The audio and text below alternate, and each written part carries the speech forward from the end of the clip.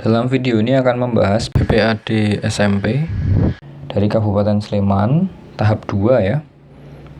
Mata pelajaran literasi numerasi dilaksanakan 18 Februari 2025. Kita akan langsung ke nomor 1. Karena bacaannya cukup panjang, kita fokus ke pertanyaannya dulu. Berdasarkan hasil, pernyataan mana yang benar? Oke. Kita lihat. Poin 1 dan poin 4 tidak berada pada satu opsi jawaban. Artinya, salah satu dari mereka pasti ada yang benar dan ada yang salah. Kita akan cek salah satu saja. Kita akan coba cek untuk poin 1 dulu. John lolos ke babak berikutnya dengan skor lebih dari 200. Ada kata kunci di sini, lolos dan skor akhir. Skor akhir berarti kita harus melihat informasi di atasnya dulu. Pada tabel, John ada di baris paling bawah. Kemudian untuk mencari skor akhir, kita baca paragrafnya. Ada 50 soal. Setiap soal benar skornya 5. Setiap soal salah skornya negatif 2. Setiap soal yang tidak dijawab skornya negatif 1. Lalu untuk lolos tidaknya ternyata ada pada gambar ya, di samping ini, lebih dari 200. Ketika skornya kita simbolkan N, berarti N lebih dari 200. Itu baru disebut lolos. Kalau 200 pas, tidak lolos ya, dia harus lebih dari 200 intinya.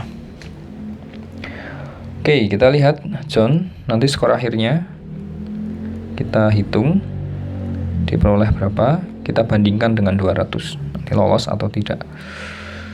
43 kali 5, karena benar itu 5. Kemudian yang salahnya 3, berarti 3 kali negatif 2, dan tidak dijawab itu 4 kali negatif 1. Hasil akhirnya 215 untuk yang skor benar, negatif 6 dan negatif 4. Kita total, hasilnya adalah 205. Ini skor akhir John. Jadi John lolos ya, karena lebih dari 200.